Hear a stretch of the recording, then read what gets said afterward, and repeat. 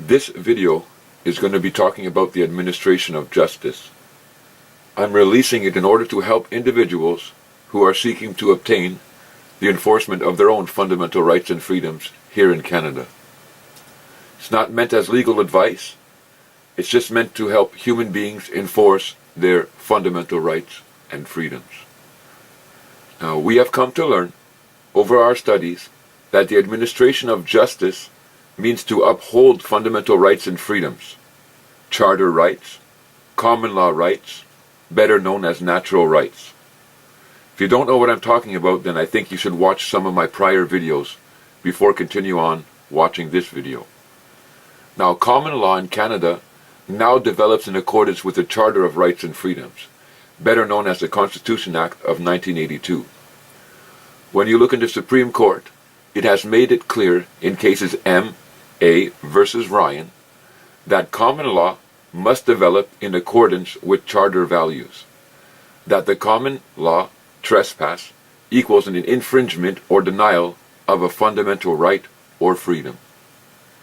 Here we find the Supreme Court declaring that common law must develop in accordance with the Charter. First, we must note that it is the Superior Court or Supreme Court making this declaration. So, if we go into Superior Court, we must prove a common law denial by proving a charter infringement.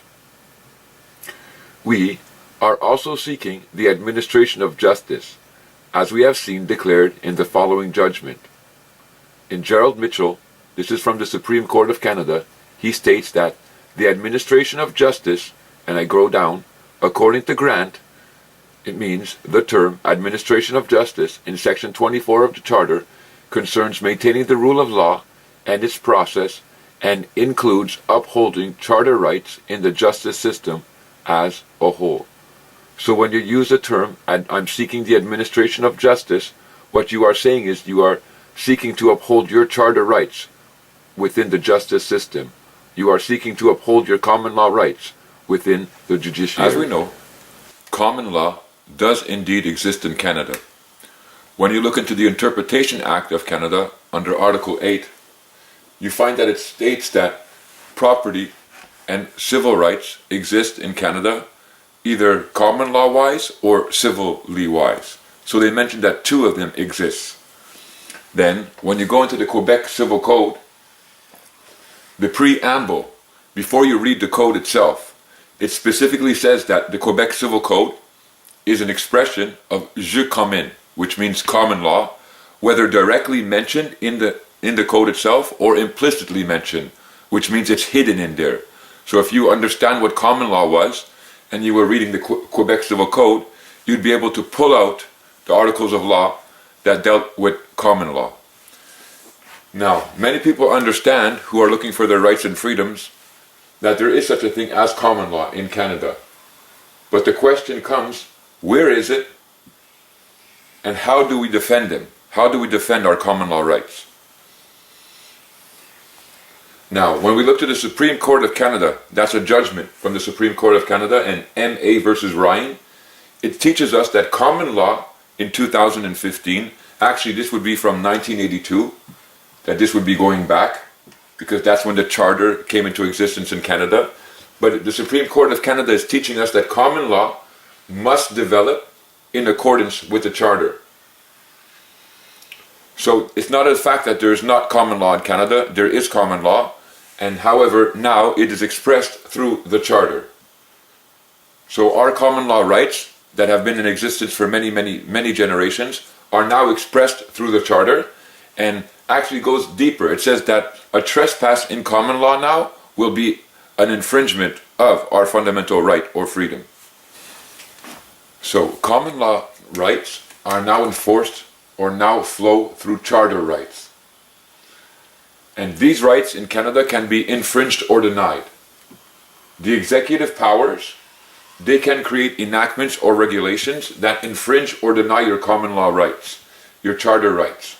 Now, Gerald Mitchell of the Supreme Court of Canada did an exposition upon this, and he wrote that anyone who is seeking to enforce their charter rights are actually seeking the administration of justice.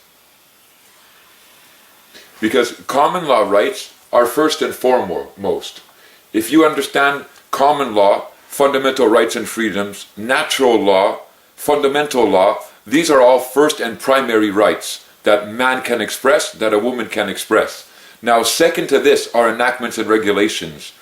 So when we come to seeking the enforcement of our fundamental rights and freedoms, it is termed the administration of justice.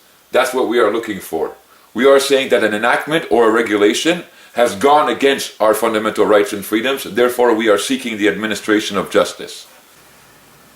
We, as individuals, are seeking to have our fundamental rights and freedoms here in Canada respected.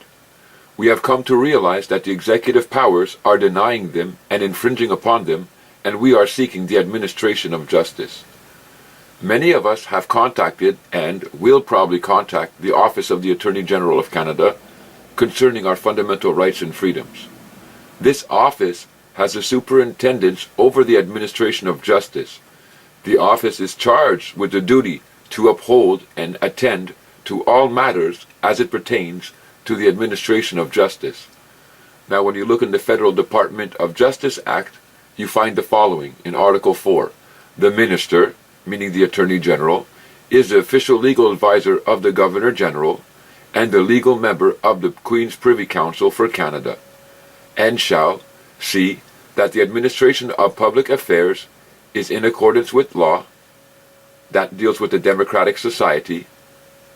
And then secondarily, he shall have the superintendence of all matters connected with the administration of justice in Canada, not within the jurisdiction of the governments of the province.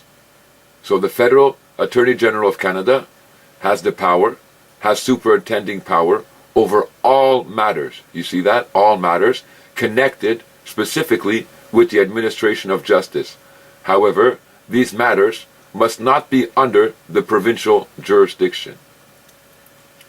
The Minister, who is also the Attorney General, is responsible for superintendence of all matters connected with the administration of justice.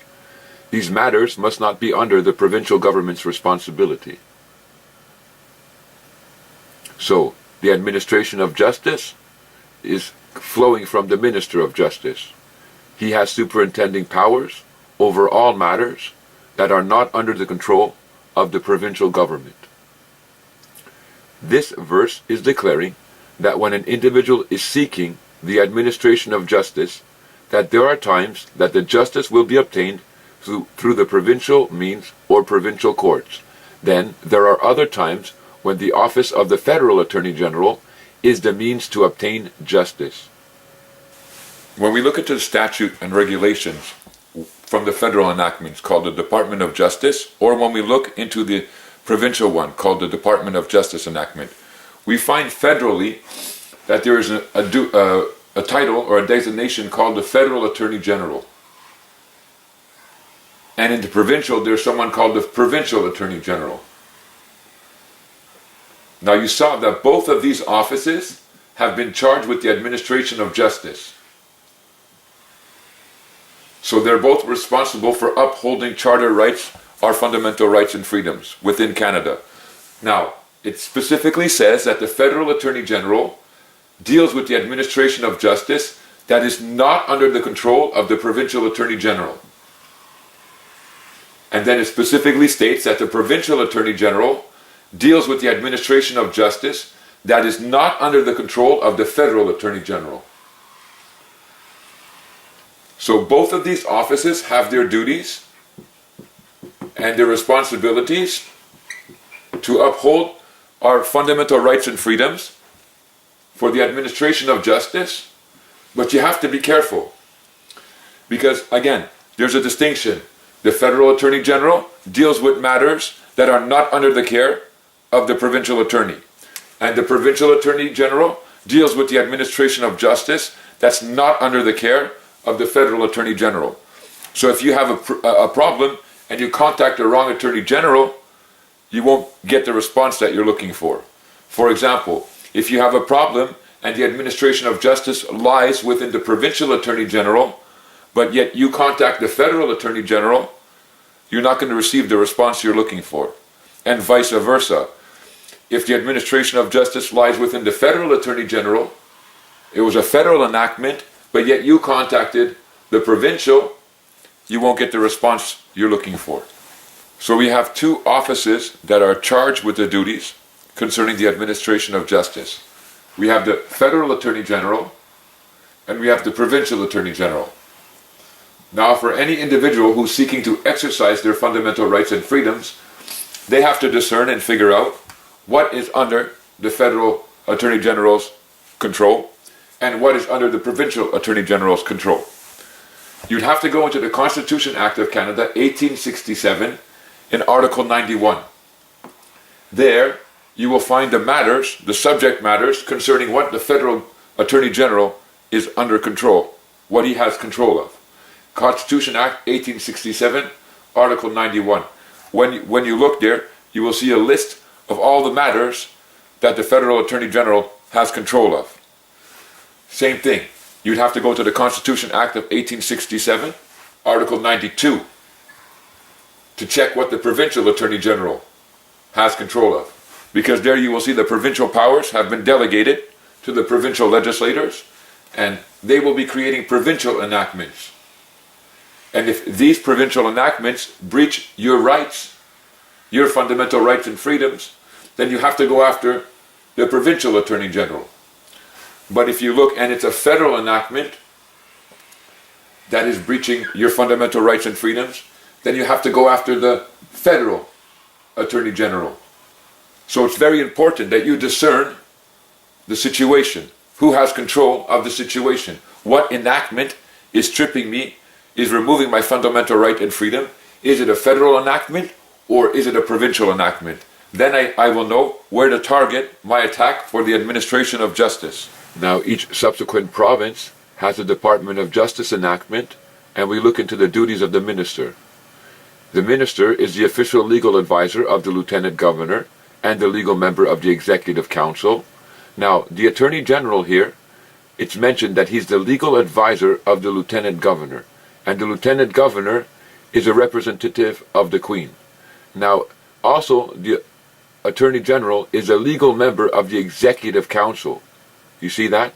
The executive council is part of the ones that are here in control of Canada, that are governing Canada, but yet he's also in charge of the administration of justice. Talk about being put in a weird situation. Now, the provincial attorney general shall see that the administration of public affairs is in accordance with the law, and shall superintend all matters connected with the administration of justice in the province that are not within the jurisdiction of the government of Canada. So again, we see the distinction.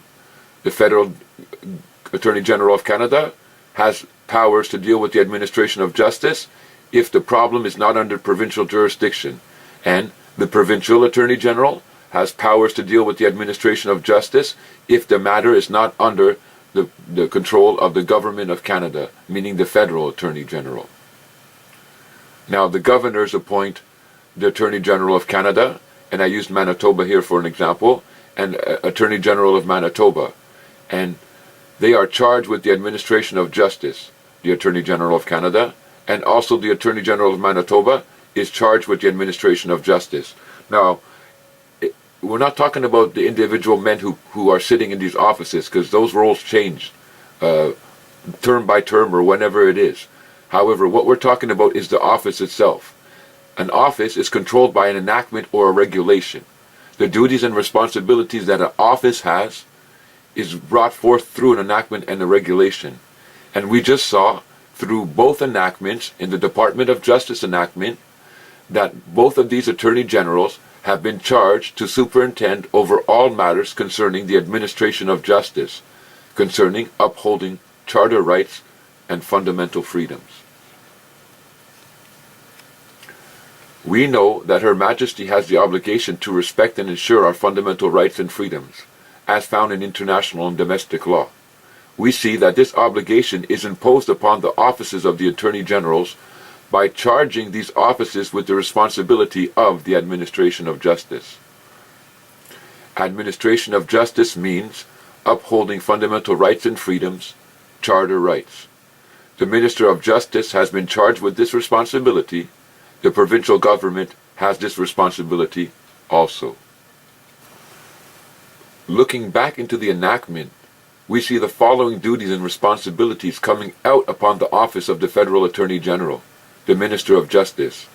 Now, Department of Justice Act, Minister and Attorney General. The Minister is ex officio Her Majesty's Attorney General of Canada, holds office during pleasure, and has the management and direction of the department. The Minister is the official legal advisor of the Governor-General and the legal member of the Queen's Privy Council for Canada. So you see, the Attorney General is Her Majesty's attorney. He's also the legal advisor to the Governor-General, and he's the legal advisor to the Queen's Privy Council.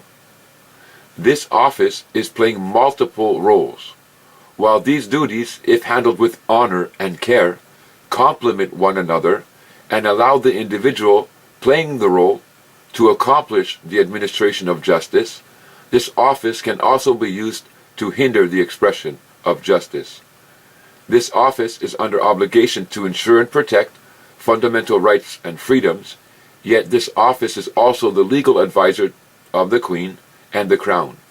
Further to this office of the Attorney General has regulation and conduct in all litigation against the Crown or any department of the Crown.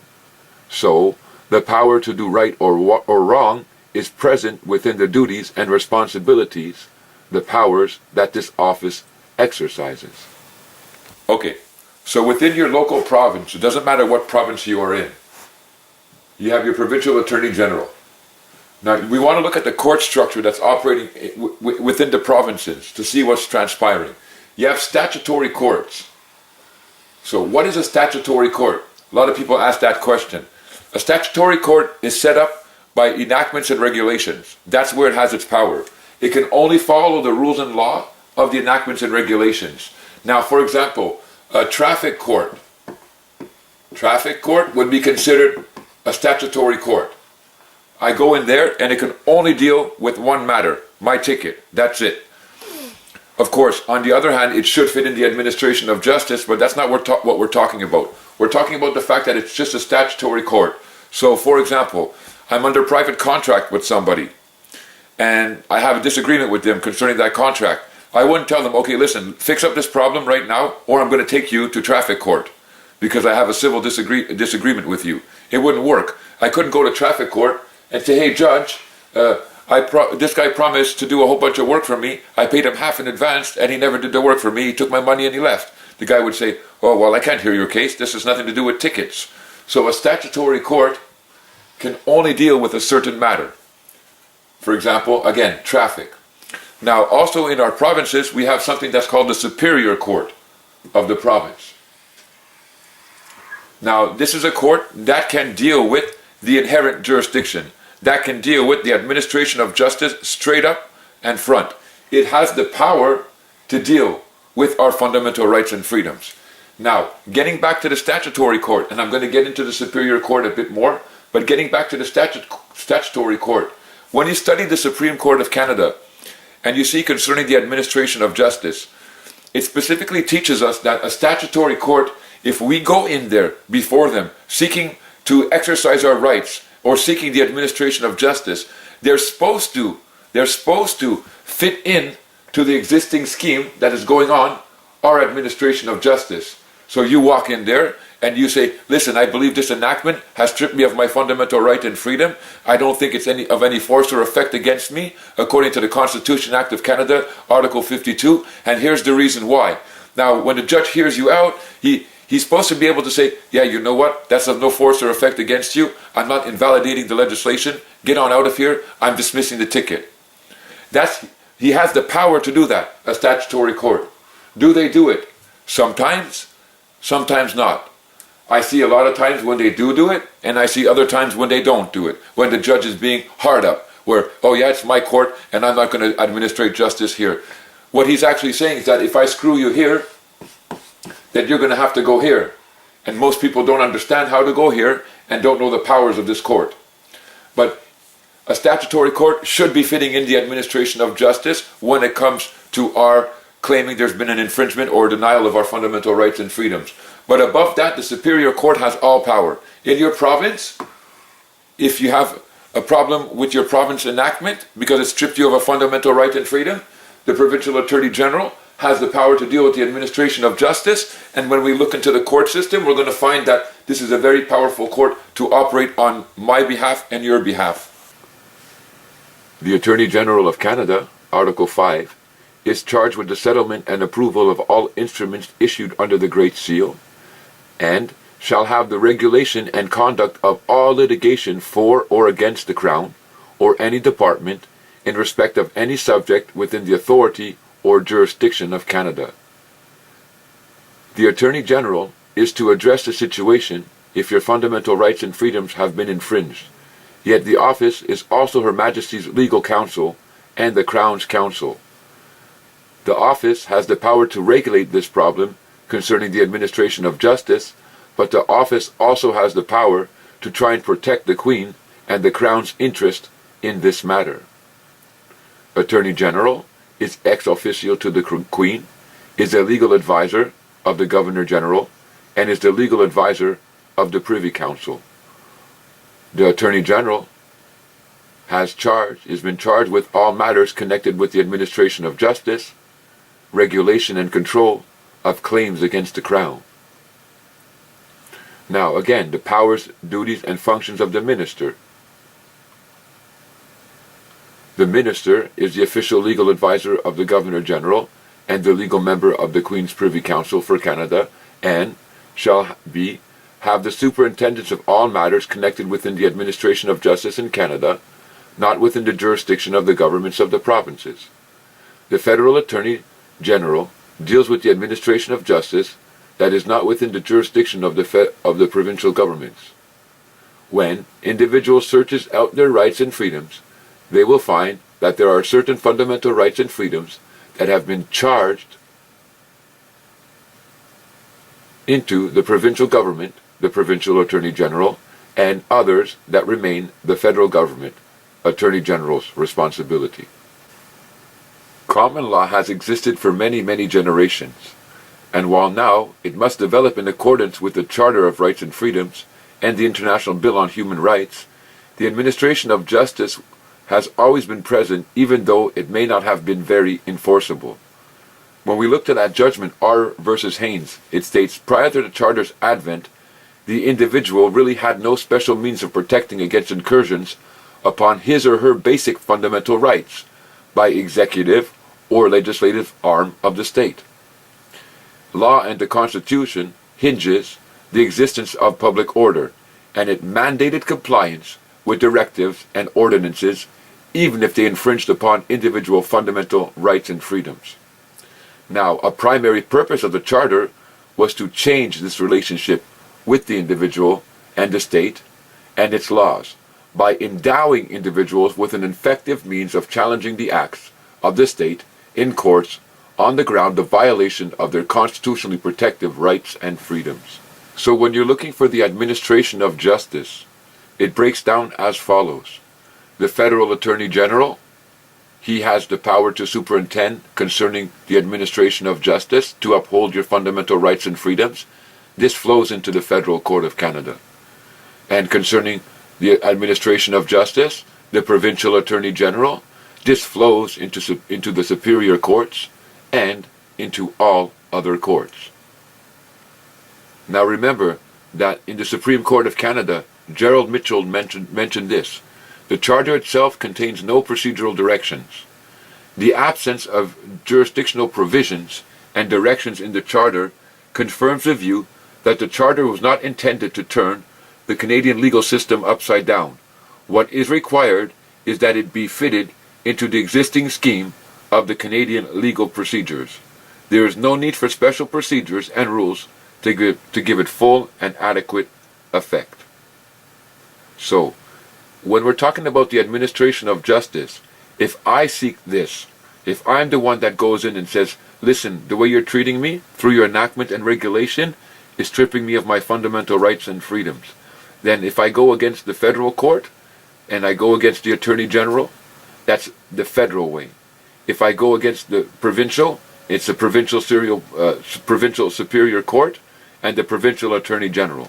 However, if I'm brought into court, example for a traffic ticket or any other reason, any court is supposed to hear the administration of justice. That's what Mitchell is saying. There's no special procedure that needs to bring it forth. If I'm there, I should be able to seek the administration of justice, and that court should fit in my claim. Now, in Vincent versus Ottawa, look what it says here. It talks about the Courts of Justice Act, and it reads as follows. This is a court judgment. The Superior Court of Justice has all jurisdiction, power, and authority historically exercised by the courts of common law and equity. So our superior courts in our provinces have all the power and authority that were historically exercised by courts of common law and equity. The only difference now is that this authority and power, it flows through the Charter.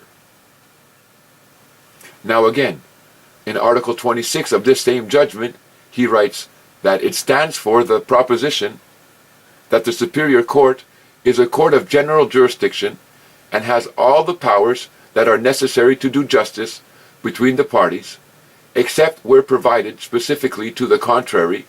The court's jurisdiction is unlimited and unrestricted in civil matters.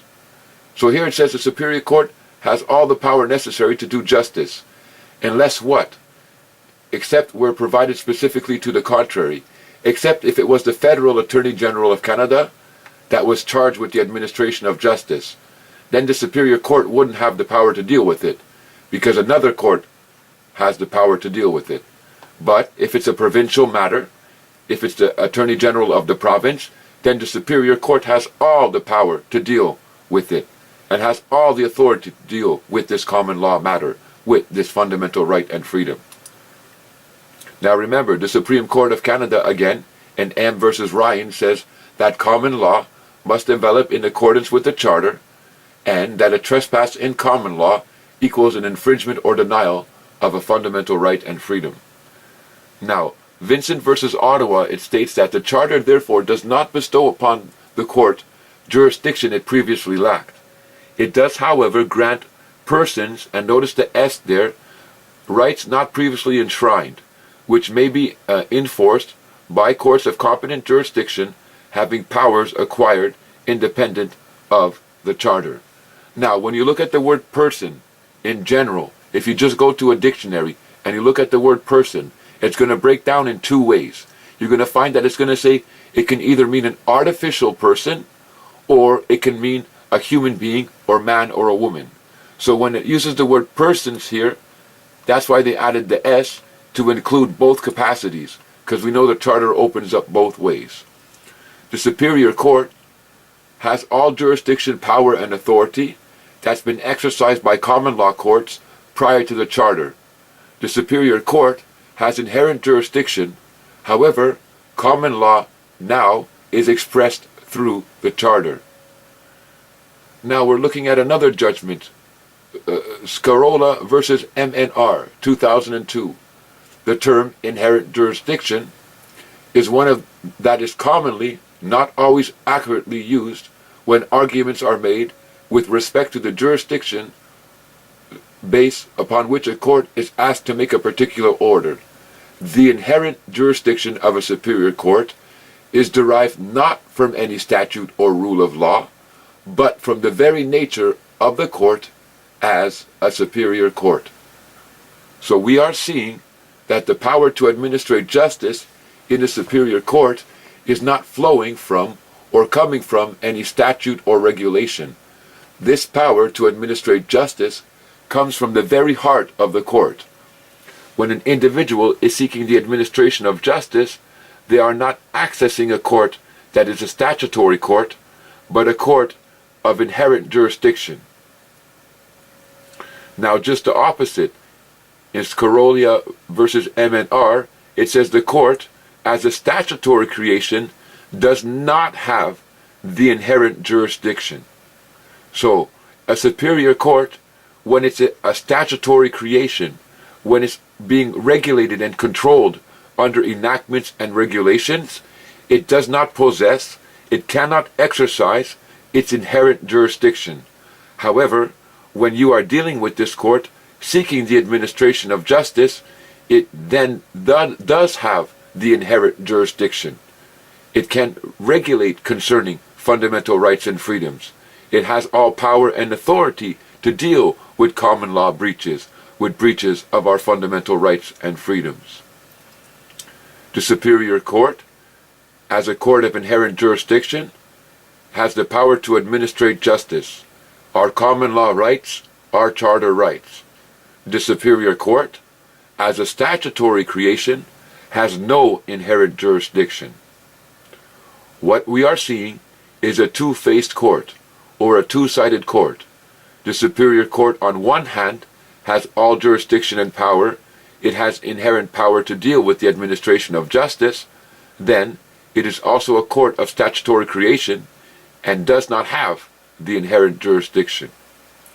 Now again, in R.E. Mitchell Estate and the City of Toronto, this is a judgment. It says, it appears clear that the Supreme Court has broad universal jurisdiction over all matters of substantive law.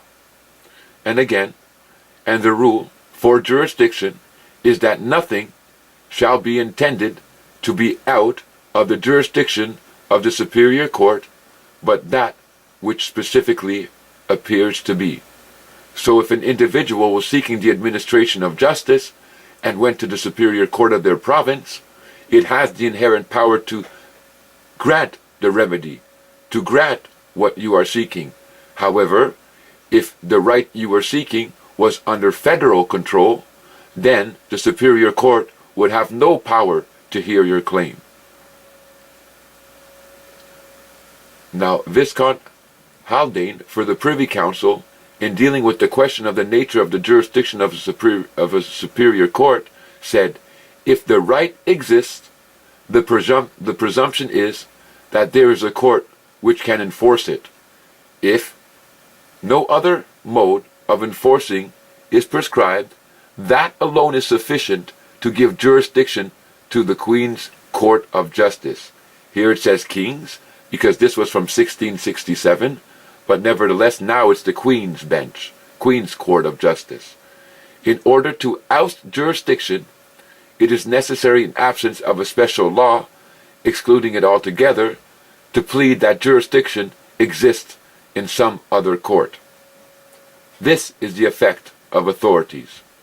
So the only way the Provincial Attorney General and the Superior Court of the province could refuse to hear your case concerning the administration of justice is that if it was under the control of the Federal Attorney General of Canada. If the right exists, then the presumption is that the Superior Court can enforce the right as long as the protection of the right is not assigned to another court.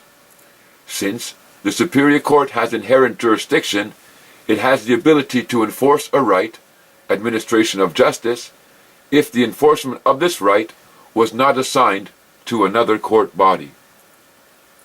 Superior Court must enforce the right. Common law right flows through the Charter. If the right exists, it's sufficient to give jurisdiction to the Superior Court. Again, in AG, Attorney General of Canada versus the Law Society of British Columbia, in his judgment, he states that these courts, provincially organized superior courts, are surely bound to execute all laws in force in the Dominion. Okay? All the laws, whether they are enacted by the Parliament of the Dominion or by local legislators. Now he goes on, and they are bound to take cognizance of and execute all laws, whether enacted by the Dominion Parliament or the local legislators. So we saw some of the attributes of the Superior Court is that it possesses all jurisdiction power that was exercised by the common law courts. And when you look at these judgments, this is talking about going back to 1667, even farther. The Superior Court has the inherent power, but this power does not come from statutes or regulations. Remember we talked about a statutory court, where it gets its power, its guidance from enactments? Well, the Supreme Court of Canada, its power doesn't come, its inherent power does not come from enactments or regulations. It comes from the fact that it exists. And the Superior Court, has universal jurisdiction over all subject matters. And it goes on to say that if the right exists, then the Superior Court of your province, it can enforce it. You see, this court here, the Superior Court of your province, is bound to enforce all laws, whether executed before the Dominion of Canada or after the Dominion. That's what the Supreme Court of Canada says. Again, the executive powers, they create enactments and regulations.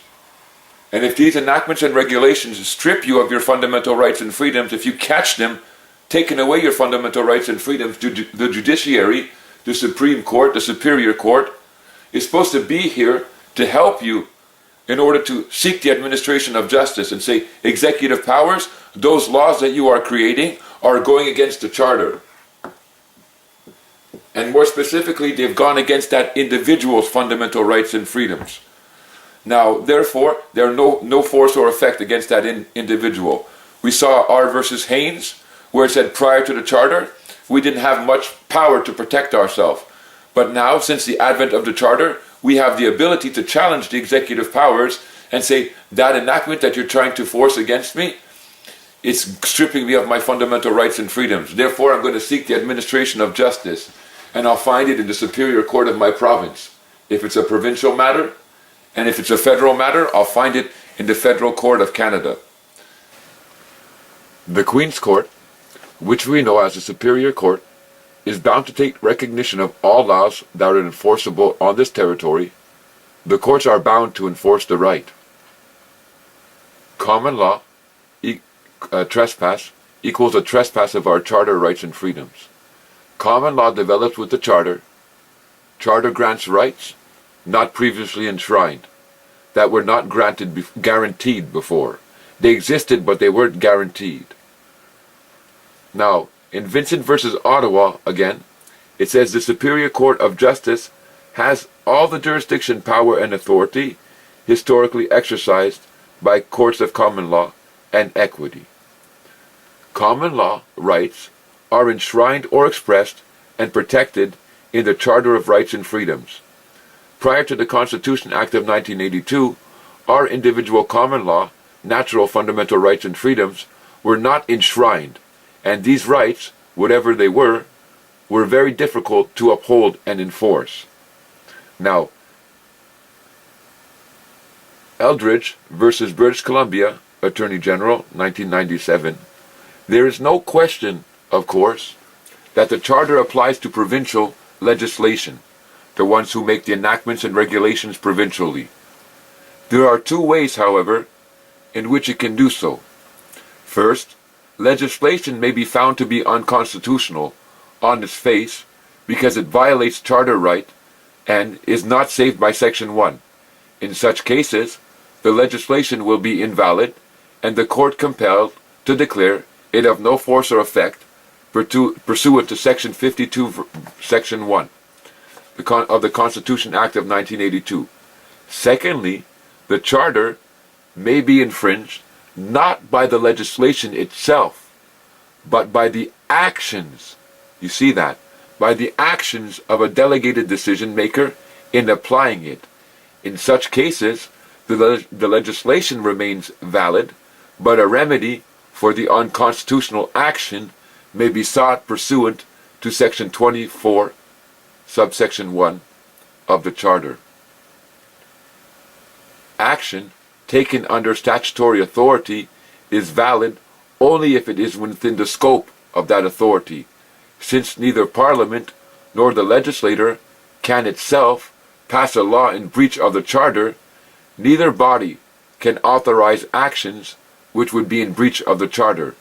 Thus, the limitations on statutory authority which are imposed by the Charter will flow down the chain of statutory authority and apply to regulations, bylaws, orders, decisions, and all other action, whether legislative, administrative, or judicial, which depends for its validity on statutory authority.